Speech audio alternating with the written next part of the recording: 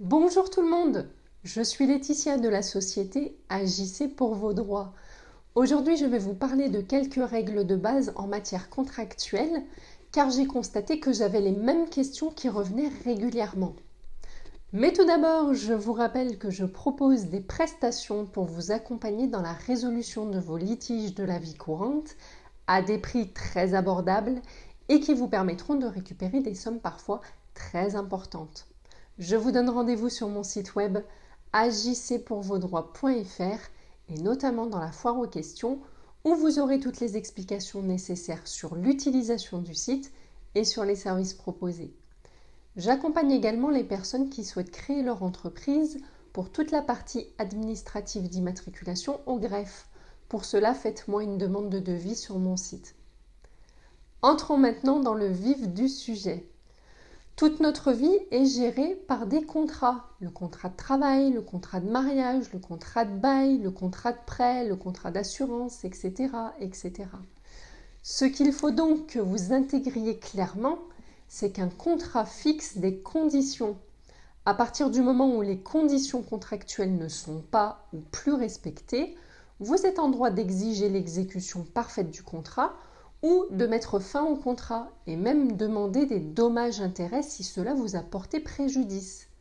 Un contrat doit être respecté, sauf en cas de force majeure bien évidemment. L'avis d'un contrat est régi par les conditions générales de vente ou de service.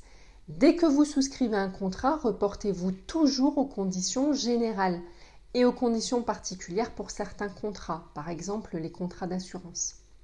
Ce sont ces conditions qui vous permettront de savoir si le contrat est bien respecté par l'autre partie et de savoir quels sont vos droits dans le cadre de la vie du contrat.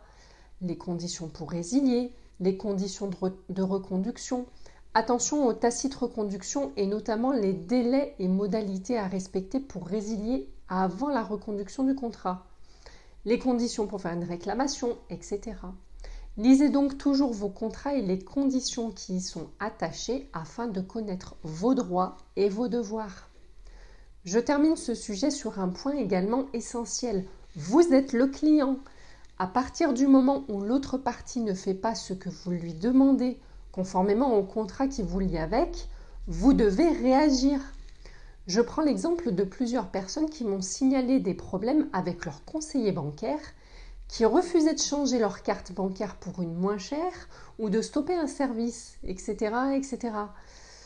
À partir du moment où vous n'êtes pas bloqué par des conditions contractuelles pour résilier ou modifier un service bancaire, votre conseiller n'a pas le droit de vous refuser de le supprimer ou de le modifier si ce n'est pas justifié.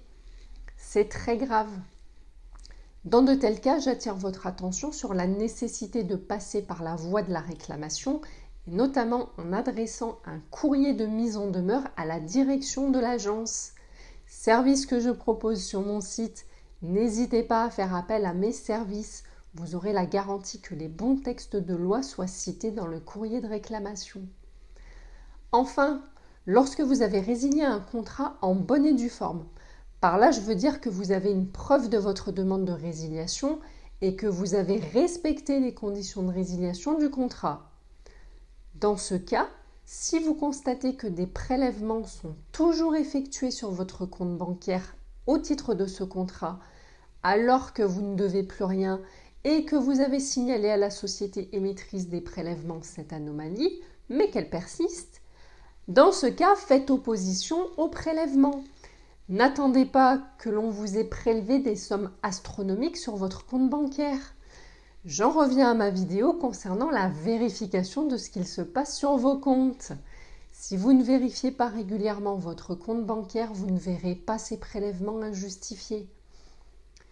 Attention aux petits malins qui interpréteraient mal ce que j'essaye de vous exposer ici. Avant de faire opposition au prélèvement, assurez-vous que vous n'êtes plus redevable de quoi que ce soit. Sinon, là, vous allez vous mettre en porte-à-faux.